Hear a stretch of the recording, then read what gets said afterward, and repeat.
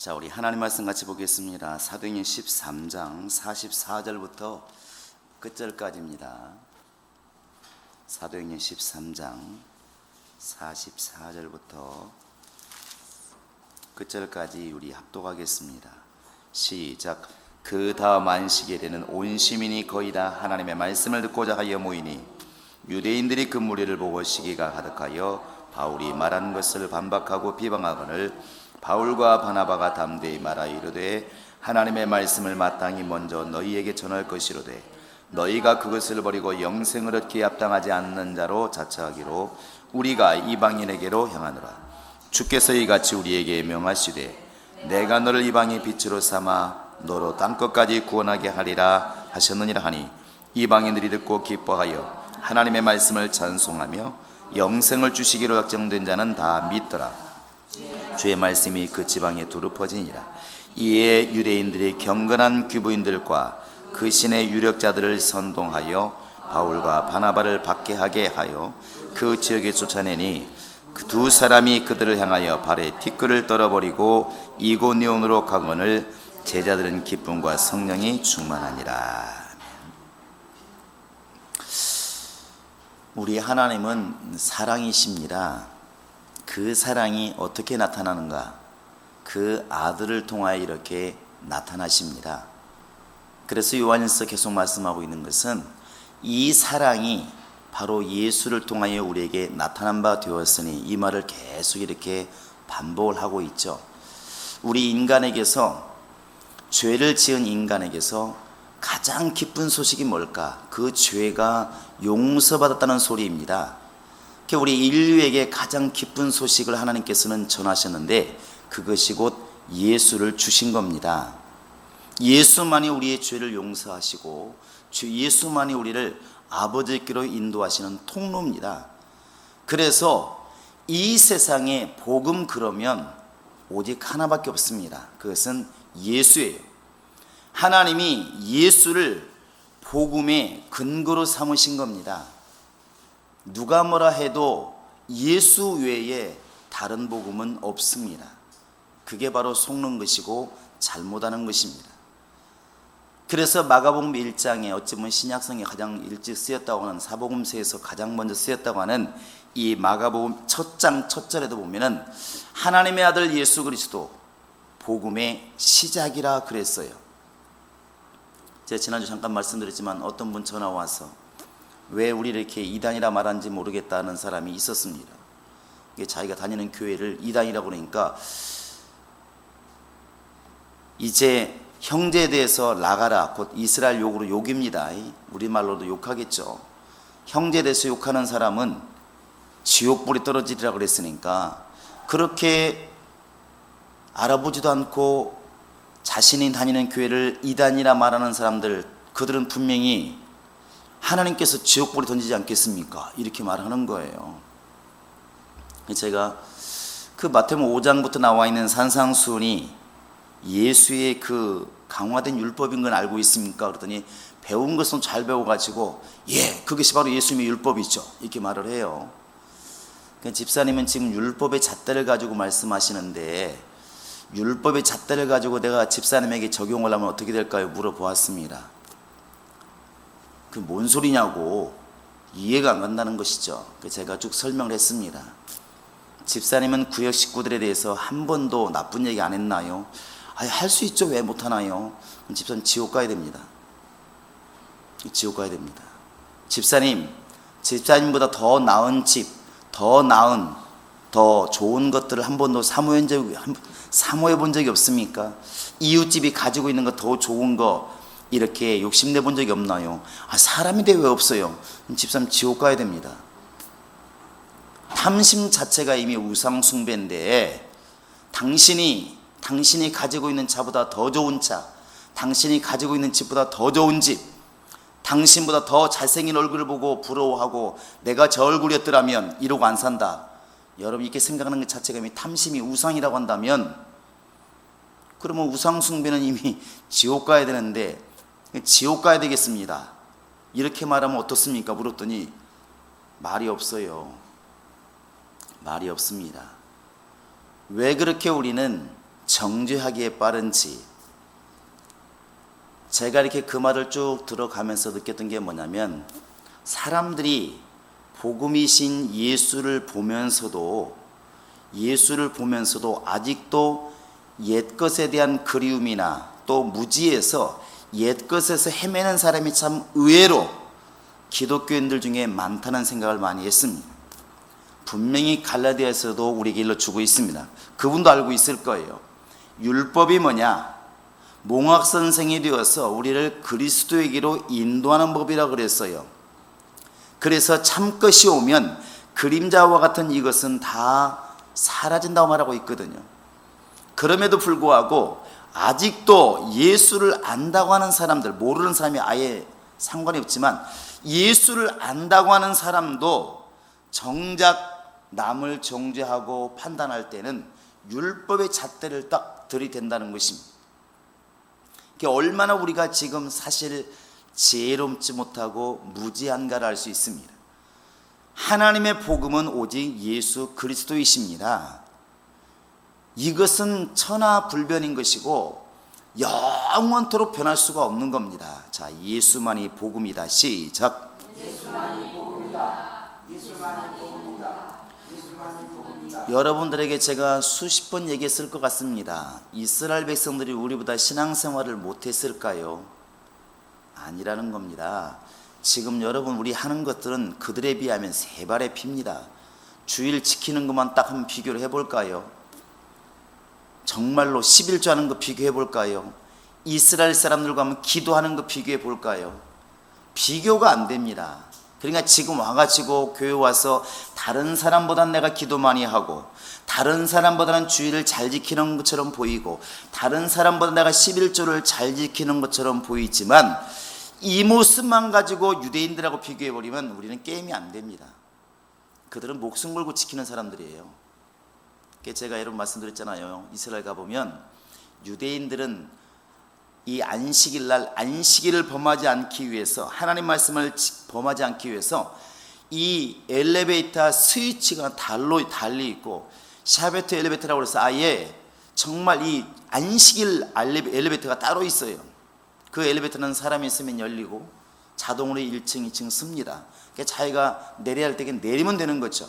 이 스위치 누르는 것도 안식일을 범하는 것이라고 그들은 배워서 그렇게 철저히 지키고 있습니다. 우리 교인들은 뭐 주일날 와서도 농담하고 장난하고 야단 법석을 떨잖아요. 아니 어떻게 주일이 어느 날 순간에 예배 시간만 이렇게 한정된지 모르겠어요. 근데 말로는 주일 성수라고 말을 해요. 그런데 주일 성수라 말하고 예배만이 주일 예배예요. 이렇게 말을, 이게 안 맞아요. 우리가 보면은. 여러분 주일 성수하러 오셨나요? 주일 예배 드리러 오셨나요? 근데 다른 사람이 뭐라고 말하나요? 안 나온 사람한테 뭐라고 말을 해요? 주일 성수하라고 그래? 주일 예배 드리라고 그래요? 눈치는 빠르죠. 주일 성수하라고 그러잖아요. 주일 성수, 이게 속이지 마세요. 주일 성수하세요 이렇게 말하거든요. 그런데 자기 보면은 주일 성수하는지 모르겠어. 주일날 안식이라고 똑같은 건 아닌데, 사실 주일을 성수한다는 것은 주일을 지킨다는 거예요. 예배를 지킨다는 게 아니거든요. 정말 우리가 하루를 생각한다면 아침 해 뜰 때부터 저녁까지, 정확한 것도 논란이 많겠지만 그냥 쉽게 생각했을 때 하루 동안만큼은 사사로이 말하지 아니하고 사사롭게 행동하지 않는다는 거잖아요. 내 맘대로 말하지 않고 내 맘대로 행동하지 않는 거잖아요.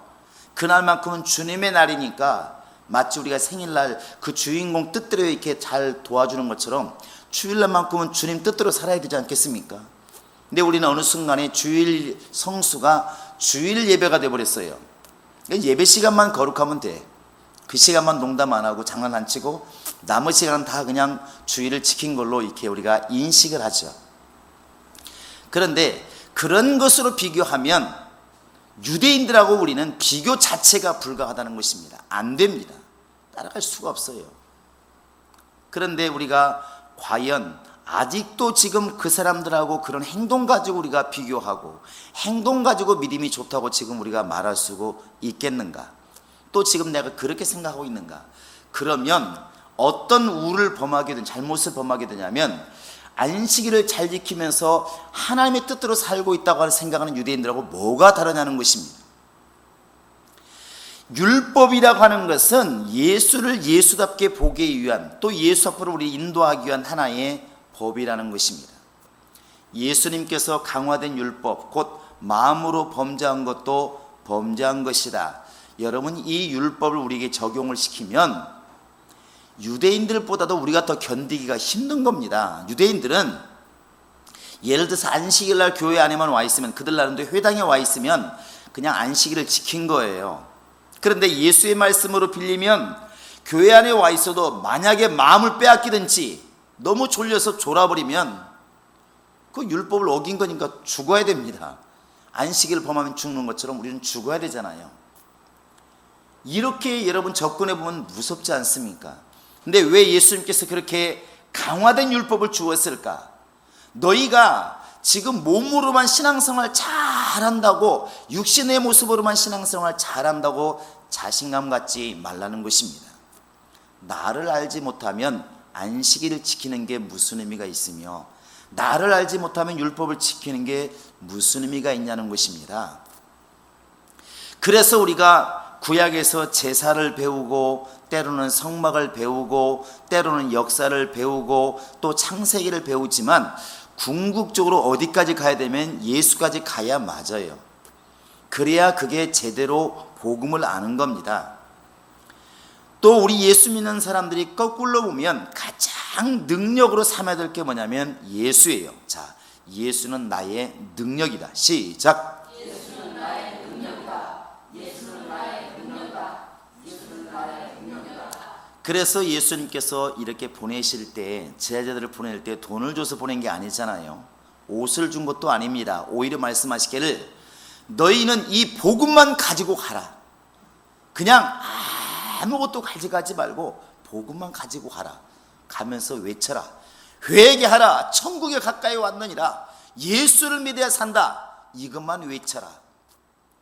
반대로 생각하면 그 복음이 이 제자들에게는 능력이었다는 것입니다.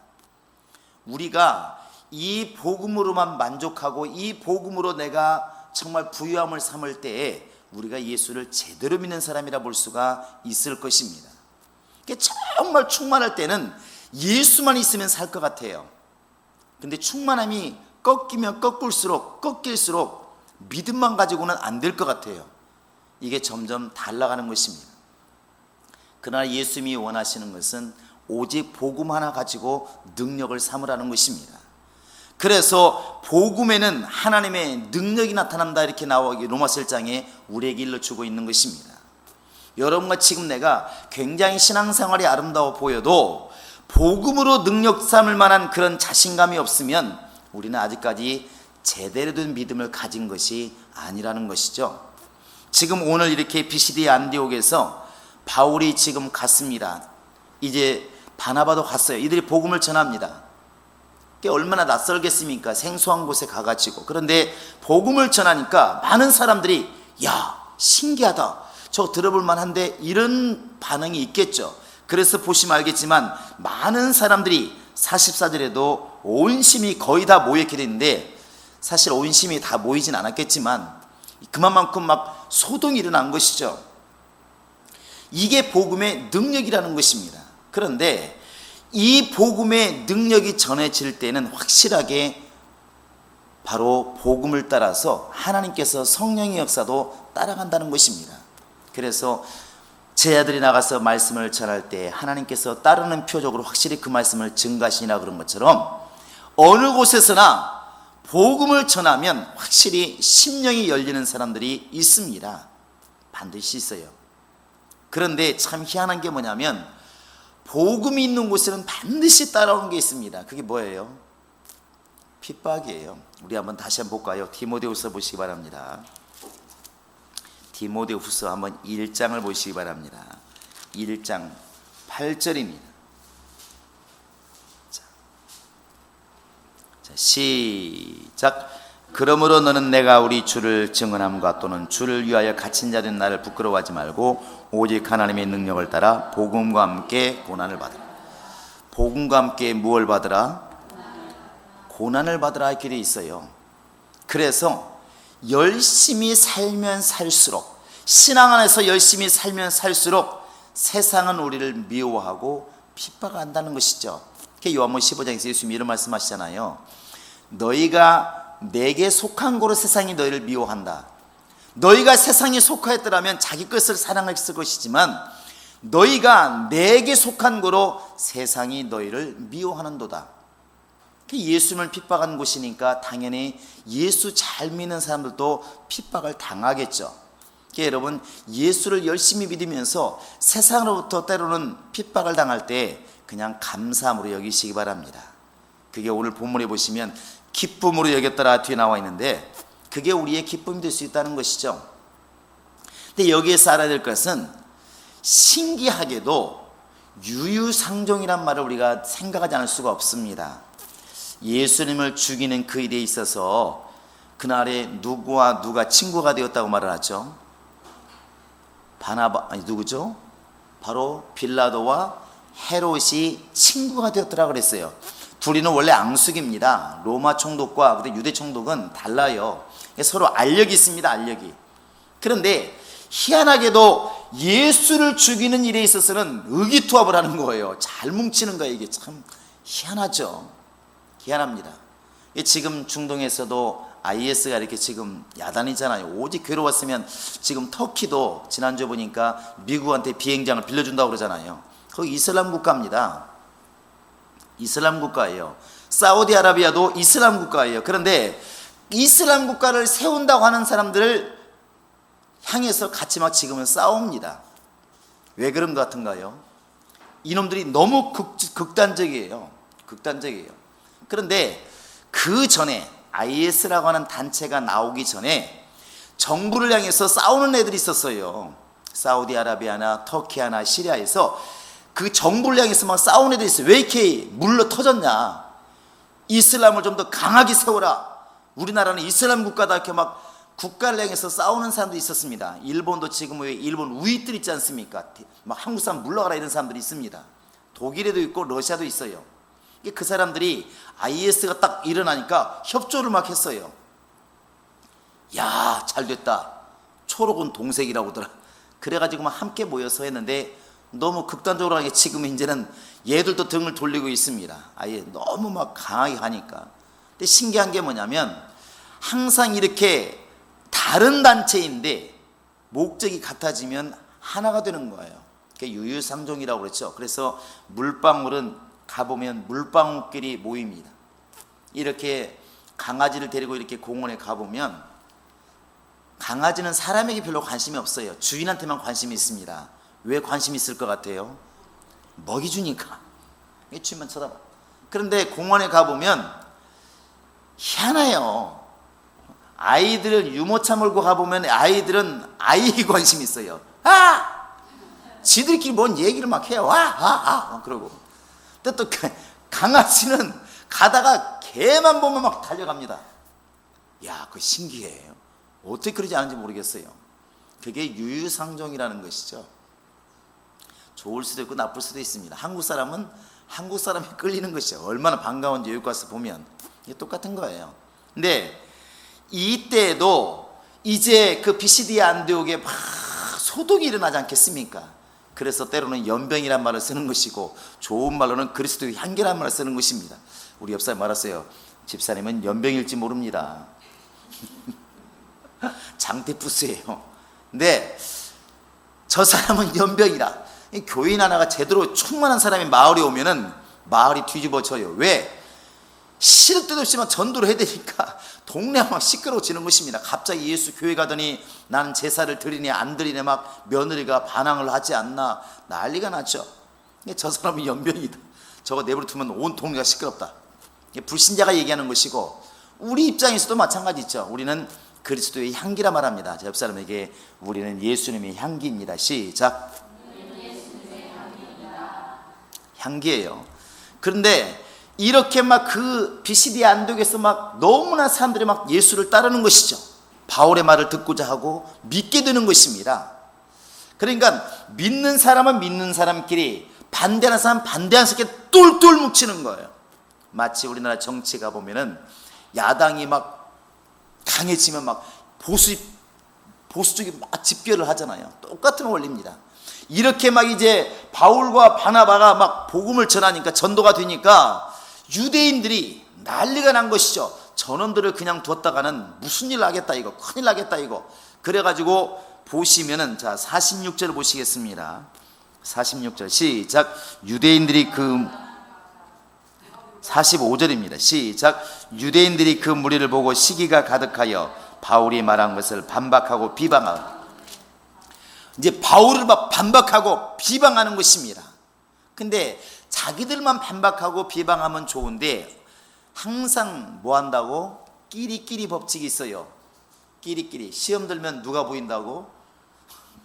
시험 든 사람이 보인대. 그 참 이상해.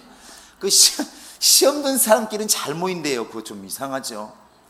그렇게 되어 있습니다. 그 사람들은 그게 보이나 봐요. 자기들끼리, 유대인들끼리만 바울을 핍박하는 게 아니라 자기들끼리 핍박하는 게 점점 더 세력을 키워가는 것입니다. 그게 보면 뒤에 나와 있어요. 한번 자 볼까요? 자 50절을 보시기 바랍니다. 시작. 이에 유대인들이 경건한 규부인들과 그 신의 유력자들을 선동하여 바울과 바나바를 박해하게 하여 그 지역에 쫓아내. 유대인들이 누구를 또 포섭했어요? 경건한 규부인들, 쉽게 말하면 그 당시에 그 성을 다스리고 있는 사람들, 권력자의 부인들, 뭐 이런 사람들이겠죠. 이 사람들을 갖다가 선동해가지고, 유력자라고 그러니까 권세 있는 힘 있는 사람들을 선동해가지고 이 사람들을 쫓아내는 것입니다. 바울과 바나바를 쫓아내는 거예요. 누가 지금 이런 일을 꾸미느냐? 유대인들이 꾸미는 것입니다. 참 희한하게 핍박을 하죠. 그래서 우리의 싸움이 혈과 육에 대한 싸움이 아니죠. 악한 영들과 세상의 정사와 권세 잡은 자들에게 대한 싸움이라. 항상 이런 힘이 있다는 것이죠. 원수의 뒤에는 권력이 있고 정사가 있습니다. 그래서 이들을 핍박해서 쫓아내는 것입니다. 그런데 늘 말씀드리지만 핍박과 복음은 함께 가는 것입니다. 핍박이 있다고 복음이 안 전해지느냐? 또 복음을 전한 핍박이 없느냐? 같이 간다는 것입니다. 자, 복음과 핍박은 세트다. 시작.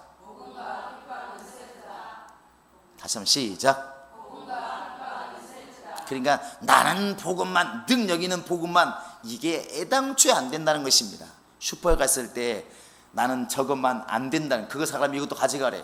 항상 이렇게 같이 따라붙는 상품이 있는 것처럼 항상 제가 말씀드렸습니까? 터널엔 입구가 있고 나가는 출구가 있는 것처럼 이게 하나라는 것이죠. 항상 같습니다. 그러면 이렇게 뭉쳐서 예수 믿는 사람을 핍박할 때, 그러면 이쪽도 있지 않겠습니까? 반드시 하나님은 위로자를 세우십니다. 엘리야가 하나님 믿는 사람을 다 죽이고 선지자는 다 죽이고 나만 남았나이다 이렇게 말했을 때 하나님께서 말씀하시기를 뭐라고 말을 했나요? 웃기지 마라. 너는 지금 혼자라고 생각할지 몰라도 나를 잘 믿는 사람 7천을 내가 남겨놓았다 이렇게 말씀하셨어요. 항상 하나님은 또 위로가 있습니다. 따라서 핍박이 있는 곳에 하나님의 위로가 있다. 이제 바울이 열심히 복음을 전하니까 막 온 성이 소동해서 예수를 잘 믿습니다. 그것도 은혜가 되는 것이고, 자 44절 읽어보시겠습니다. 시작. 그 다음 안식일에는 온 시민이 거의 다 하나님의 말씀을 듣고자 하여 모이니. 뭘 듣고자 하여? 말씀을 듣고자 하여 모이니, 이렇게 되어 있고, 자 뒤에 한번 가볼까요? 자 우리 48절 읽어보시겠습니다. 시작. 이방인들이 듣고 기뻐하여 하나님 말씀을 찬송하며 영생을 주시기로 약정되는 다 믿더라. 이 성경을 보면서 희한했던 게 뭐냐면 45절하고 48절은 예수를 잘 믿는 사람들이 이야기를 쓰고 있는데 45절 예수 잘 믿는 것을, 44절에 예수를 잘 믿는 것을 바로 뒤에 45절에 가시면 핍박 있다는 말이 나오고 48절에 예수를 잘 이방인들이 믿더라는 말 뒤에 그 뒤에 50절에 가면 바로 바울과 바나바를 쫓아낸다는 얘기가 나와 있습니다. 이상하게 복음이 있는 곳에는 핍박이 반드시 이렇게 따른다는 것이죠. 예수를 따르는 제자들이 있는가 하면 예수를 죽이려고 하는 바리새인과 유대인들이 함께 공존한다는 것입니다. 그 신앙생활은 이 자체가 참 힘든 것입니다. 예수를 따라가는 것과 그 다음에 핍박이 올 때에 그것을 이기고 계속 믿음을 가지고 나아가는 것, 이 자체가 신앙생활 자체가 그래서 어렵다는 것이죠. 그러나 주님이 그때 보고 계시는 것입니다. 과연 저렇게 핍박이 있어도 과연 저가 믿음을 저버리지 않는 사람인가, 욥처럼 끝까지 견딜 만한 믿음을 가지고 있는 사람인가. 이 부분에 있어서 바울과 바나바가 이렇게 말하고 있습니다. 자, 우리 한번 쫓겨났을 때 그들이 어떤 마음을 가지고 갔는지, 자 51절 52절 보시겠습니다. 시작. 두 사람이 그들을 향하여 발에 티끌을 떨어버리고 이고니온으로 가거늘 제자들은 기쁨과 성령이 충만하니. 충만한 사람의 특징이 이건 것 같아요. 핍박이 오면 올수록 입이 벌어져요. 좋아서. 근데 이게 충만하지 않을 때에는, 내 힘으로 일할 때는 핍박이 오면 올수록 짜증이 늘어가는 거예요. 막 짜증이 늘어가는 거예요. 그러니까 교회 안에서도 가끔 이렇게 보면 이런 경우가 있더라고요. 자기 일을 넘어서서 일하시는 분들이 있어요. 어떻게 보면 참 큰 일꾼들이 있죠. 그러니까 이분이 쉽게 말하면 그냥 구역장이야. 그런데 어느 날 보니까 막 청소를 다 하고 막 다 해요. 그러면 이제 청소 담당이 시험 들어요. 지가 뭔데 저렇게 오지랖 넓어가지고 막 이러냐고 이런 사람 있잖아요. 이런 사람 있습니다. 그러니까 목사는 괴로워. 잘한다고 하자니 담당이 시험 들 것 같고, 네가 일 좀 제대로 하자니 담당이 시험 들 것 같잖아요. 그렇다고 또 일은 그렇게 하는 거 아닙니다. 자기 일만 하고 집에 가세요. 이렇게 하자는 주일이 어떻게 되겠습니까? 담당이 모든 걸 잘하면 괜찮은데 사실 그게 잘 안 되잖아요. 100% 감당하면 좋은데 50% 감당하고 50%가 안 돼. 그러니까 누군가가 쓰레기통을 비우는 것을 담당하는데 이 양반이 매일 와가지고 비우면 괜찮은데 왔다 갔다 해가지고 비울 때가 있고 안 비울 때 있어요. 그러니까 어떤 분이 와가지고 청소를 깨끗이 해놓으니까 사람들이 말합니다. 우리 교회는 누구 때문에 깨끗했죠? 이렇게 말한다고요. 근데 그 말을 다 좋아하는데 누가 시험 들어요? 담당이 싫어. 아니 청소 담당은 난데 교회 깨끗해진 건 저 사람 때문이라고? 그래서 시험 드는 거라고요. 시험 들어요. 근데 이때 잘 생각해 보시면, 열심히 하는 사람 입장을 한번 생각해 보시기 바랍니다. 가다 보니까 쓰레기통이 꽉 찼어요. 여러분 같으면 어떻게 하시겠습니까? 담당을 전화해서 비우라고 해야 되나요? 내가 비워야 되나요? 아니면 모른 척은 지나가야 되나요? 이렇게 접근하니까 대답하기가 좀 어렵죠. 어렵다고요. 근데 이런 일들이 비일비재합니다. 교회에서는 현실이라고 아무리 성경 말씀 드려도 이건 또 별개 문제예요. 이건 감정에 관한 것이기 때문에 별개 문제라고. 별개 문제예요. 그런데 교회는 사실은 내일이 아닐지라도 일이 보이면 해야 된다고 가르치는 게 맞습니다. 그렇죠? 대답이 이렇게 적어지시나? 설거지가 있는데 오늘 담당이 누구야? 도대체가 설거지도 안 하고 설거지도 안 하고 그렇게 외치고 집에 가는 사람보다는 아무 소리 안 하고 그냥 설거지 해놓고 가버리는 사람이 상이 큰 거예요. 그래요, 안 그래요? 근데 그 사람은 조금 상이 더 큰 사람은, 조금 적은 사람은 전화하는 사람이겠죠. 정인희 집사님 오늘 설거지 담당인 거 몰라? 뭐 하고 계시는 거예요? 이제 깨우쳐주는 거죠. 근데 주님은 사실 말없이 왼손이 하는 것을 오른손이 모르게 하라고 했으니까 그냥 설거지 보이면 설거지 해놓고 가면은 제일 좋겠죠. 근데 이렇게 오지랖이 넓을 때 반드시 핍박이 옵니다. 그러니까 시험 드는 게 두 가지예요. 뭐냐면 안 한 걸 안 했다고 꾸중 들어가지고 시험 들고, 그렇거든요. 그러니까 틀려시그래. 청소 담당인데 목사 한마디 하잖아요. 목사가 하면 그나마 조금은 나은 편이에요. 그냥 목사님이니까. 근데 그나마 이제 조금 이제 장로님이나 안수사님 얘기한다고 청소 담당이 말해 똑바로 해야지. 이게 뭐야 이게? 이러면 이제 시험 팍 드는 거야. 못한 걸 못했다고 하면 시험 듭니다. 공부 못한 놈한테 못했다고 그러면 시험 들어요. 틀림없습니다. 두 번째는 뭐냐면 잘하는 놈을 갖다가, 잘하는 사람들을 갖다가 사람들이 뭐라고 할 때 시험 듭니다. 아까 말했처럼 오지랖이 넓은 사람, 그러니까 그 사람은 눈에 띄는 대로 일을 해요. 부엌에 설거지 사람 막 일을 합니다. 또 와보니까 쓰레기통이 꽉 차 있어요. 그럼 또 막 비웁니다. 일부러 화장실 갔는데, 사실은 일부러 갔는데 너무나 화장실만 지저분하니까 일 본 다음에 뭐예요? 또 열심히 막 청소합니다. 깨끗하게 막 합니다. 누가 시켜서 하는 게 아니고 그 사람에게는 담당이 의미가 없어요. 눈에 보이면 막 일을 해요. 그런데 이제 그때 지나가면서 한마디 하잖아요. 그런 분들이 있어요. 또 막 오지랖이 없잖아요. 다 상관해. 김지수사님 아침 밥 먹었어? 왜 안 먹고 다녀? 그럼 건강했죠. 건강했으면 주님이 싫어하셔. 다 이제 막 치는 거야. 그러니까 네 일이나 잘하세요. 이렇게 되잖아요. 그게 이제 오지랖이 넓은 거예요. 이 사람의 기분이 팍 상한 거예요. 내가 지금 아니 사랑하고 아껴서 말하는데 꼭 졌다고 말을 해야 되나? 내가 지금 환시 냄새나 치우는데 꼭 담당 있다고 그렇게 말을 해야 되나? 치워주면 고마워해야지. 이게 시험 박 들은 거예요. 그런데 사실은 그 시험을 넘어갈 수 있을 만큼 오지랖이 넓어지면 그건 정말 주님의 사람인 것 같아요. 그러니까 오늘 이 지금 바울과 바나바가 그렇다는 것이죠. 사람 같으면 시험 들기 딱 좋습니다. 왜 그러냐면 여러분이 지금 오늘 쉽게 말하면 청주에 갔습니다. 갔어요. 하나님의 성령의 감동을 주어가지고 이상하게 청주를 갔습니다. 복음을 전합니다. 왜? 복음 전을 갔으니까. 예수는 믿으세요. 그럼 갑자기 막 몇 명이 예수 믿는다고 말을 해요. 얼마나 기쁘겠습니까? 그런데 갑자기 막 공무원들이 와가지고 무슨 이따구가 와가지고 당장 나가세요. 당장 나가세요. 말도 하지 마세요. 이렇게 붙잡아 간단 말이에요. 그리고 쫓아냅니다. 그러면 얼마나 괴롭겠냐고요. 하나님께 뭐라 기도하시겠습니까? 하나님 이게 뭐예요? 그러지 않겠습니까? 오히려 도와주지는 못할 망정 이게 뭐냐고. 그런데 그때 이 제자들은 기쁨과 성령이 충만한 이렇게 결말을 짓고 있다는 것입니다. 이 말을 갖다가 베드로는 그렇게 말하죠. 선을 행하되 낙심하지 말지니 그랬어요. 가만히 보면은 열심히 선을 행하는 사람들이 참 어려움들을 많이 겪어요. 사람들의 심리가 또 내가 못하는 것을 네가 하면 손가락질을 해요. 옆 사람 보세요. 내가 못하는 걸 네가 하면 고마워해야 되는데 손가락질 한다고, 잘난 체한다고. 그런데 사실은 그럴 때 하나님이 원하시는 일이고 기뻐하는 일이면 그냥 감사함으로 기쁨으로 밀고 나갈 수 있는 힘이 사실은 주님의 힘인 것 같습니다. 우리 안에 그런 능력이 있기를 바랍니다. 그래서 교회 안에서도 달란트가 뛰어나고 열심히 있으면 있을수록 항상 특출나다고 돌맞게 돼 있어요.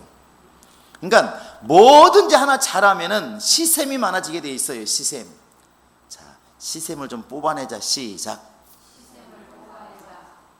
다시 한번 뽑아내자. 시작. 여기 있는 분부터 그렇게 하셔야 돼요. 우리가 말투를 들어보면 알잖아요. 그럼 너나 나 똑같이 그런 게 있어, 심보가. 그래서 누군가 칭찬하잖아요. 와, 장로님 성경을 너무 열심히 보시더라. 그러면 한쪽에서 그러게 참 그분 정말 대단하셔. 이렇게 말해주면 참 좋은데 뭐라 말을 해요? 아유, 성경만 보면 뭐요? 이게 속이 상한 거예요. 벌써 뭐 한마디를 하잖아요. 누군가 말합니다. 야, 그러니까 막 승질은 더러운데 전도를 잘하는 사람이 있어. 예를 든다면 이게 말합니다. 야, 그분은 정말 전도 대장이야. 정말 주님이 기뻐하실 것 같아. 그러면 다 저보고 지금 전도 얘기하니까 야, 그분은 정말 담대함도 있더라고. 정말 나는 그런 용기가 없어. 차라리 이렇게 말하면 좋은데 뭐라고 말합니까? 전도만 잘 안 보여. 성질이 더러운데. 이게 뭐냐면 시샘이 나오는 거예요. 시샘이. 그래서 무엇이든 간에 잘하는 게 있으면 틀림없이 시샘하는 무리가 있습니다. 근데 그것을 여러분들이 믿음 안에서 잘못된 게 아니면 기쁨으로 당당하게 나갈 수 있는 것이 주의 일을 감당하는 비결입니다.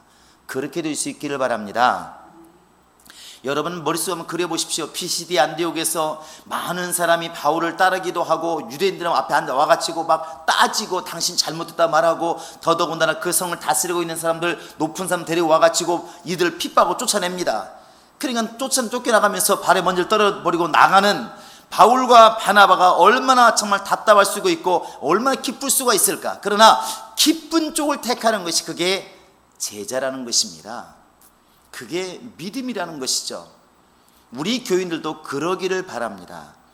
적어도 잘못해서 우리가 핍박을 받을 때는 바로 회개를 해야 되는 것이고, 예수를 전하면서 복음을 전하면서 어려운 일이 있을 때는 오히려 기쁨으로 하나님께 나아가는 게 그게 진짜 예수 믿는 사람이라는 것이죠. 우리가 그렇게 되기를 바랍니다. 그리고 오늘 말씀에 보면 이런 말씀이 나와 있습니다. 48절을 한번 우리 같이 읽어보시겠습니다. 시작. 기뻐하여 하나님의 말씀을 찬송하며 영생을 주시기로 작정된 자는 다 믿더라. 여기에 어찌 보면 이제 예정론을 믿지 않는 사람들이 좀 껄끄러운 말이 작정된 자 이렇게 되어 있습니다. 그리고 예정론을 믿는 사람들은 고 봐라, 이렇게 이미 하나님이 작정된 자가 있다고 말하지 않느냐 이렇게 말합니다. 근데 이 말을 이렇게 헬라어로 메타메노이 이렇게 이런 뜻인데 과거 이제 완료 수동태입니다. 이게 어떤 뜻이냐면 과거의 일이 완료가 되었는데 그게 지금도 영향을 미치고 있는 일을 쓸 때 이런 이제 단어를 쓰는 것이죠. 그러니까 예수를 말하면 예수께서 십자가 달려 돌아가 죽으셨습니다. 지금 있는 일인가요? 옛날에 완성된 건가요? 옛날에 완성된 거예요. 그런데 그 예수께서 십자가 달려 돌아가 죽으신 것이 지금도 우리에게 영향을 미쳐요, 안 미쳐요? 영향을 미치고 있잖아요. 분명히 과거에 완료된 행동이에요. 지금 예수님이 그 다음날 죽은 것도 아니고 또 지금도 죽고 계시는 게 아닙니다. 한 번 죽으시고 부활한 것은 그냥 그때 끝난 거예요. 그런데도 그 십자가에 죽으신 것이 지금도 우리에게 영향을 미치고 있어요. 이제 그때 바로 이렇게 이제 바로 과거 완료 순지로 쓰는데, 과거 완료라는 걸 쓰는데 이 단어가 그렇다는 거예요. 작정된 자. 근데 이것을 이렇게 우리 해석해 보면 이렇게 되는 거예요. 하나님이 구원하시기로 마음먹은 자들은 다 믿더라 이렇게 돼요. 그냥 쉽게만 생각하면 이렇게 사람이 있는데 10명 중에서 하나님이 3명을 구원하시기로 작정했는데 그 사람들은 복음을 전하니까 믿더라. 쉽게 해석하면 이렇게 되는 거예요. 그리고 이게 참 어려운 게 그러면 예정론이 맞다 이렇게 되잖아요. 예정론이 틀리다고 말하기가 사실 딱 어려운 것도 있습니다.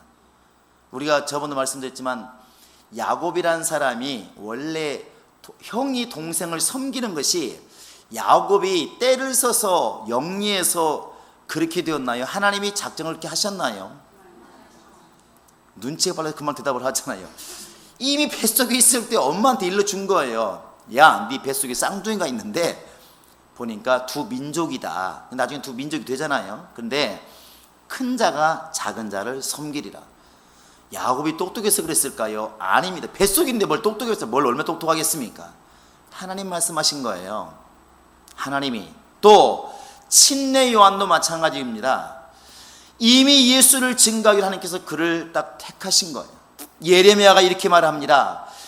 하나님께서 나를 어머니 모태에 있을 때부터 나를 조성하시고 나를 택하시고 이렇게 말을 해요. 그러면 예레미야 말이 틀렸는가? 이렇게 반문하면 답이 어렵잖아요.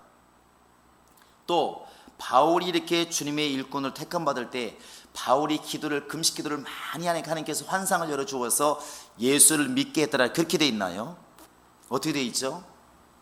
바울은 아무런 준비가 없었습니다. 그냥 다메섹으로 예수 믿는 사람을 잡아 죽이러 가는 중이었어요. 예수 믿을 것은 꿈에도 생각하지 않았습니다. 그런데 하늘에서 음성이 나오고 바울을 변화시켰어요. 그 바울 자신도 몰랐어요. 내가 너를 이방인 빛으로 삼아 이것은 나중에 바울이 오늘 말하고 있는데 이것은 나중에 깨닫게 된 것이고 아나니아에게만 말합니다. 저 사람에 가서 안수해라. 내가 택한 나의 그릇이다. 저를 내가 이방인 빛으로 삼아 쓸 것이다. 정작 바울은 모르고 있는 것이죠. 그러면 바울이 의지로 택한 것입니까? 아니면 하나님의 그를 일부러 택한 것입니까? 하나님이 일부러 택한 거잖아요. 이렇게 말을 해버리면 이제 와, 예정론이 맞나 보다 이렇게 말하잖아요. 들어보니까 이렇게 말하더라고요. 예정론을 믿는 사람들은 하나님이 이렇게 우리를 세워주지 않으면 살 길이 없다. 우리가 그러면 신앙생활을 대충 해야 되냐? 아니다. 거기에서 쓰러지지 않도록 떨어지지 않도록 끝까지 붙어있는 게 믿음이니까 우리 신앙생활을 조심스럽게 열심히 해야 된다. 이 사람들은 그렇게 말을 합니다. 그러나 또 이제 알미니안주의 쪽에서는 이렇게 말하죠. 그러면 믿을 필요 뭐 있느냐? 열심히 믿을 필요가 뭐 있느냐? 왜? 이미 택함 받은 사람 정해져 있는데 이렇게 말하잖아요. 누구든지 예수를 믿으면 구원을 받는다 이렇게 말을 합니다.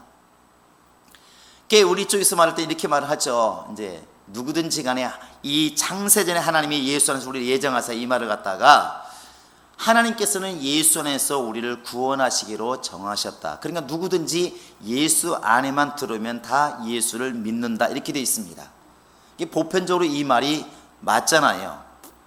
그렇게 안 믿어버리면, 그러면 예수를 내가 버림받기로 말하면 유기된 자라고 한다면 어떡할 것이냐, 이것이죠. 아무리 발버둥쳐도 언젠가는 예수를 부인하지 않겠습니까?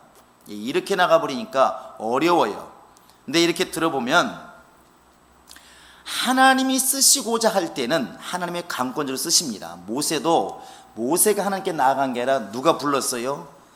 하나님이 불렀어요. 하나님 불렀습니다.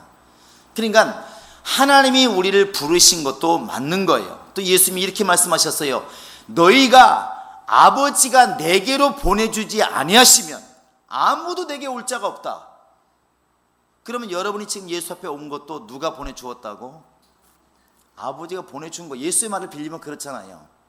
그래서 우리가 이것을 갖다가 자꾸 신학적으로 이게 옳다 저게 옳다만 주장하고 나가는 자체가 하나님 앞에서는 무의미할 수가 있다는 것입니다. 어떤 모습이든 간에 우리는 예수 안에 거하는 것이 맞습니다. 하나님이 강권적으로 감동하셔서 예수를 알게 되고 예수 안에 들어오게 되든 바울처럼, 또 복음을 전하고 복음을 듣고 예수를 믿고 예수 안에 들어오든 분명한 사실은 예수 안에 들어와야 산다는 사실입니다. 이것은 변할 수가 없는 거예요. 그래서 우리가 이러한 단어가 나올 때 성경에는 두 가지가 다 나와 있습니다. 하나님이 창세전부터 우리를 예정하시고 예수 안에서 우리를 택하시고 다 나와 있는데, 우리는 주를 향해서 마음을 활짝 여시기 바랍니다. 활짝 열어서 예수 안에 거하야 산다고 하는 사실, 예수가 복음이라는 사실, 이 사실만큼을 너무나 정확하게 우리가 알고 이 사실을 전할 수 있기를 바랍니다. 할렐루야. 그래서 우리는 늘 자신감 갖는 것도, 또 우리가 자랑하는 것도 예수 복음 외에는 다른 게 없습니다. 정말 이 순간부터라도 더 강하게 여러분을 채찍질하시기 바랍니다. 예수만이 나의 복음이다. 시작. 예수만이 나의 복음이다. 예수만이 나의 복음이다. 예수만이 나의 복음이다. 예수까지 오는 길 중에 휴게소에서 헤매지 마시고 목적지까지 잘 가시기 바랍니다. 예수 안이 우리의 최종 목적지라는 것이죠. 그래서 유대인들이 중간에 있는 예수께로 인도하는 그 법인 율법 아래서 헤매고 안식일에서 헤매고 또 그런 규칙에서 의식에서 헤맸던 것처럼 우리는 그러지 마시고 예수 안에서 사시기 바랍니다. 예수가 참 복음이고 이 복음이 여러분과 지금 나에게 능력이 된 것입니다. 설사 내게 있는 것이 다 사라진다 할지라도 예수만 있으면 그게 능력이라는 것입니다. 바울이 아무것도 없어도 이 복음 하나 가지고 1차, 2차, 3차 이렇게 여행을 다녀오면서 수많은 교회를 세울 수 있었던 것처럼 여러분과 지금 내가 그렇게 예수를 구주로 삼고 예수를 기업으로 삼을 수만 있다고 한다면 지금 가지고 있는 것이 다 날아간다 할지라도 새 출발한다 할지라도 우리는 아무 두려움이 없을 것입니다. 이것이 성령으로 기뻐하고 성령으로 충만한 것입니다. 우리 모두에게 이런 신앙이 있기를 주의 이름으로 축원합니다. 같이 우리 기도하겠습니다. 기도할 때 하나님, 정말 내가 예수로만 기뻐하는 사람 되게 하소서. 내가 예수로만 정말 자유한 자가 되게 하소서. 내가 예수로만 능력을 삼는 사람 되게 하소서. 다 같이 우리 기도하시겠습니다. 살아계신 우리 하나님 아버지, 우리 아버지 하나님이 함께 하시고 인도하여 주시옵소서. 우리 모두에게 은혜 위에 은혜를 더하시고 능력 위에 능력을 더하시고 예수로만 충만하고 예수로만 자유하고 예수로만 주 앞에 나아갈 수 있도록 하나님이 함께 하시고 인도하여 주시옵소서. 살아계신 아버지여, 우리의 심령들에게 은혜를 주시옵소서. 우리 심령들에게 은혜를 주시옵소서. 예수로만 부유한 심령, 예수로만 자유한 심령, 예수로만 충만한 심령이 될 수 있도록 우리 아버지 하나님이 함께 하시고 인도하여 주시옵소서. 예수여, 우리를 도와 주시옵소서. 예수여, 우리를 도와 주시옵소서. 살아계신 아버지 하나님이 함께 하시고 인도하여 주시옵소서. 우리 아버지 하나님이 함께 하시고 인도하여 주시옵소서. 아버지 하나님의 놀라운 역사가 우리 가운데 있도록 하나님이 함께 하시고 인도하여 주시옵소서. 주께서 우리를 감동하시고 주께서 역사하시고 주께서 우리에게 역사하여 주시옵소서. 우리 아버지 하나님이 함께하시고 도와 주시옵소서. 우리에게 큰 감동이 있도록 우리에게 큰 감동이 있도록 하나님이 함께하시고 인도하여 주시옵소서. 역사하시고 인도하여 주시옵소서. 도와주시옵소서. 우리 시간 한 번 더 기도할 것은 이제 수련회가 며칠 남지 않았습니다. 사람에 의해서 준비되고 있지만 그러나 사람이 마음으로 계획할지라도 그 길을 인도하시는 분은 하나님이시라 그랬습니다. 우리가 계획한 것들 넘어서서 은혜를 끼치는 것은 사람이 할 수 있는 것이 아닙니다. 성령이 감동하셔야 되고 성령이 인도하셔야 되고 성령이 함께 하셔야만이 가능한 것입니다. 이 시간 기도할 때 정말 우리가 최선을 다해 준비하고 있습니다. 준비하는 자들에게 지혜가 있게 도와주시고 기도가 있게 하시고 믿음 있게 도와주시고 더 나아가서 이번 수련회가 하나님이 함께 하시는, 하나님이 인도하시는, 하나님이 주관하시는 그런 수련회가 있도록 이 시간 우리가 같이 기도하시겠습니다. 살아계신 우리 아버지 하나님이 도와주시고 인도하여 주시옵소서. 하나님의 놀라운 역사, 놀라운 복을 주시고 하나님이 함께 하시는 거룩한 역사가 있도록 우리 아버지 하나님이 함께 하시고 인도하여 주시옵소서. 살아계신 아버지 역사하여 주시옵소서. 주님이 주관하여 주시옵소서. 주님이 주관자가 되어 주시옵소서. 사람이 계획할지라도 그 길을 인도하시는 분 우리 하나님이시오니 하나님이 인도하여 주시옵소서. 하나님이 인도하여 주시옵소서. 하나님이 사용하시옵소서. 하나님의 각각의 심령을 돌아보시고 은혜 위에 은혜가 있게 하시고 생명 위에 생명 있게도 하시고 권능 위에 권능이 마시도록 우리 아버지 하나님이 함께 하시고 인도하여 주시옵소서. 주 예수의 놀라운 능력이 우리 가운데 있게 도와주시고 하나님이 함께 하시는 복된 역사가 있도록 우리 아버지 하나님이 함께 하시고 인도하여 주시옵소서. 예수여, 우리의 모든 프로그램과 날씨와 환경과 우리 모든 그 시간의 모든 일들이 주 안에서만 진행될 수 있도록 우리 아버지 하나님이 함께 하시고 인도하여 주시옵소서. 주께서 역사하시고 인도하여 주시옵소서. 우리 주 예수께서 도와주시고 인도하여 주시옵소서. 하나님 아버지여, 우리를 깨워주시고 우리에게 갈 길을 인도하시고 우리의 갈 길을 지도하여 주시옵소서. 우리의 갈 길을 하나님이 지도하여 주시옵소서. 우리의 심령을 깨워주시옵소서. 잠자는 심령을 깨워주시옵소서. 잠자는 능력을 깨워주시옵소서. 주로 말미암아 깨어날 수 있도록 하나님이 함께 하시고 인도하여 주시옵소서. 살아계신 하나님 아버지, 세상 사람들은 세상에 속해 있기에 세상 것들을 힘으로 여깁니다. 세상에 땅을 많이 가지고 있으면 그 땅이 힘이 되고, 땅에 재물이 많으면 재물이 힘이 되고, 땅에 명예가 많으면 명예를 재물로 여깁니다. 우리는 오직 하늘의 사람들이기에 하늘의 것을 힘으로 삼게 하여 주시옵소서. 하나님의 이름이 우리의 기업이 되게 하시고 예수 복음이 우리의 기업이 되게 도와주시고 하나님이 나와 함께 하신다는 이 사실이 우리에게 재산이 될 수 있도록 우리 하나님이 함께 하시고 인도하여 주시옵소서. 날마다 예수 복음을 전하게 도와주시되 복음에 따른 핍박이 있을지라도 주눅들지 않게 도와주시고 기죽지 않게 도와주시고 날마다 우리 입술을 통하여 우리의 환경을 통하여 예수가 증거되는 역사가 있도록 하나님이 함께 하시고 인도하여 주시옵소서. 오직 성령으로 충만하여 성령의 말씀을 태어나게 도와주시고 사람을 기쁘게 하는 자들이 아니라 하나님을 기쁘게 하는 자들 되게 도와주시며 하나님의 기쁨을 소유한 자들 되게 도와주시며 하나님의 기쁨을 나타내는 능력이 있도록 우리 아버지 하나님이 함께 하시고 인도하여 주시옵소서. 오늘 또 주 앞에 나오며 예물 드리는 손길마다 복의 복을 더하시고 저들이 주 앞에 물질을 심었으니 물질의 열매를 거두게 도와주시고 영적 생활하면서 물질로 인해 고난당하지 않도록 하나님이 성령으로 인도하여 주시옵소서. 감사하고 예수님의 이름으로 기도합니다. 아멘. 우리 찬송가 502장 찬양하고 축도로 마치겠습니다. 502장 우리 박수하며 찬양하겠습니다.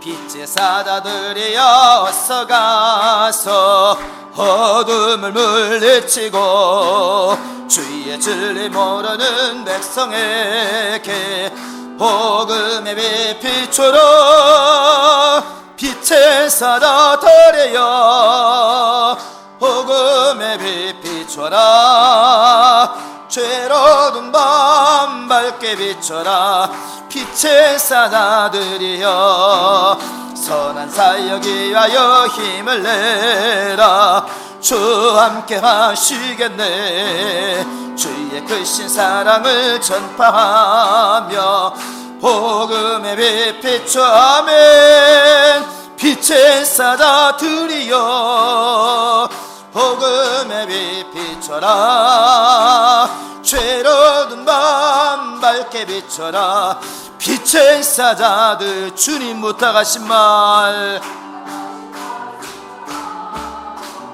이 진리 전파하라 산을 넘고 물 건너 힘을 다해 복음의 빛 비춰라 빛의 사자들이여 복음의 빛 비춰라 죄로운 밤 밝게 비춰라 빛의 사자들이여 동서남북 어디나 땅끝까지 주님만 의지하고 눈 어두워 못 보는 백성에게 복음의 빛 비춰라 빛의 사자들이여 복음의 빛 비춰라 죄로운 밤 밝게 비춰라 빛의 사자들이여